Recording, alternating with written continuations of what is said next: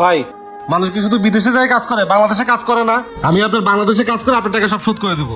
আরে তোদের থেকে ভালো তাই চেয়ারম্যান সাহেব, যে এতগুলো টাকা পাওয়া সত্ত্বেও আমার এতগুলো টাকা ঋণ দিচ্ছে আমার। এই যারা যারা বিদেশ যায় তারা কি টাকার মেশিন? খালি কি বিদেশের সাথেই সম্পর্ক, ভাইয়ের সাথে কি কোনো সম্পর্ক নাই?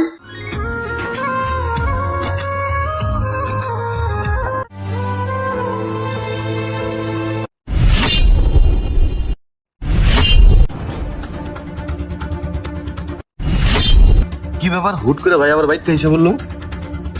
বাবা কেমন আছো বাবা তুমি? আরে বাবা, তুই 6 মাস হলো বিদেশ গেছিস, তোর কোনো খোঁজ খবর নাই, হঠাৎ আজকে চলে এলি?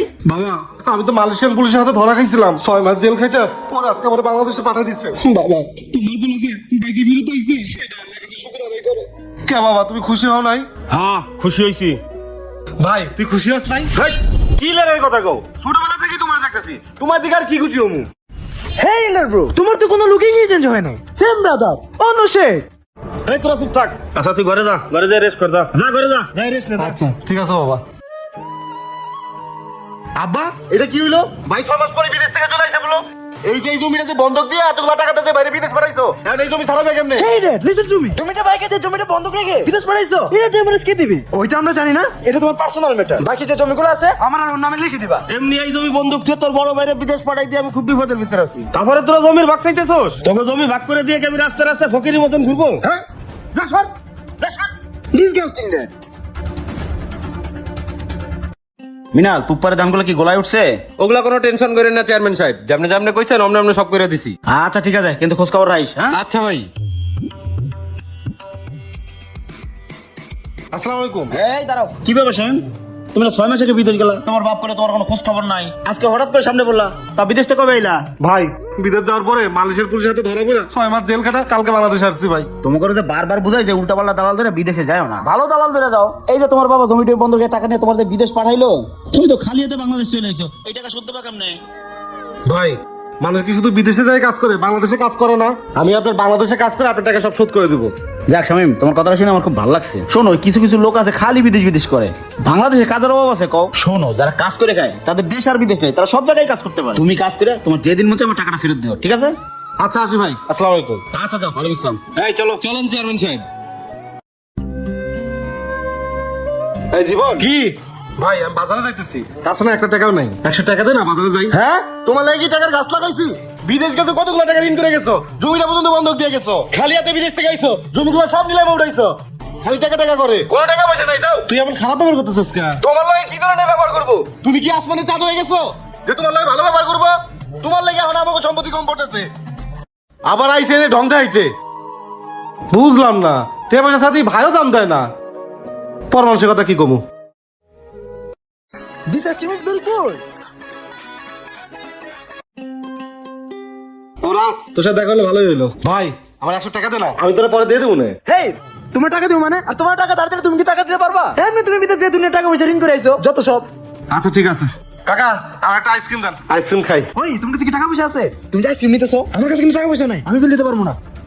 আচ্ছা কাকা, আইসক্রিম দেওয়া লাগবে না, থাক। আর তোকে ব্যবহার এত খারাপ, বিপদে বলে টের পাওয়া যায় কে আপন আর কে পর।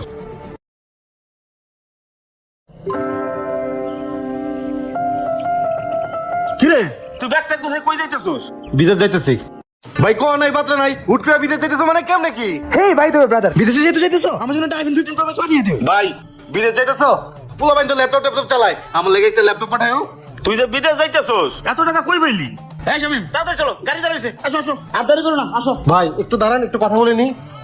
বাবা তোমাকে আমি কোনো কিছু না জানাই আমি কাগজপত্র সব ঠিক করে ফেলাইছি, আমার আজকে রাত্রেই ফ্লাইট, আমি চলে যাচ্ছি।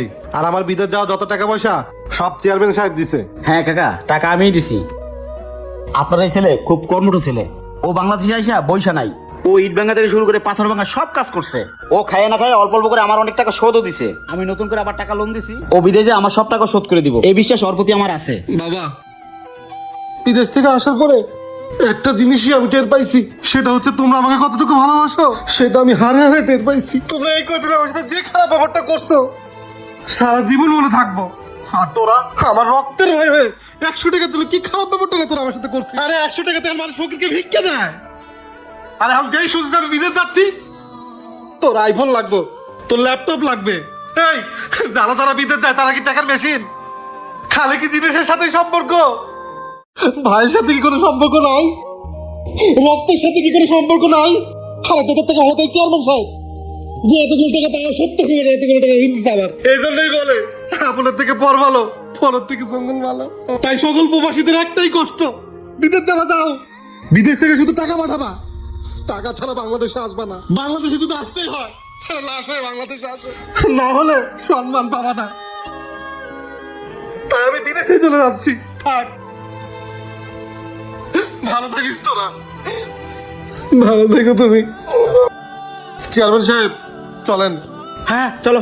বাবা রে, আমারে ফেলাই রেখে যাইস না বাবা। প্রবাসীদের কষ্ট কেউ বুঝতেও চায় না, কেউ জানতেও চায় না। প্রবাস থেকে যতক্ষণ পর্যন্ত টাকা পাঠাবেন ততক্ষণ পর্যন্তই আপনার মূল্য আছে। ভিডিওটি ভালো লাগলে বেশি বেশি শেয়ার করে সবাইকে দেখার সুযোগ করে দিন। তো সবাই ভালো থাকবেন। আসসালামু আলাইকুম।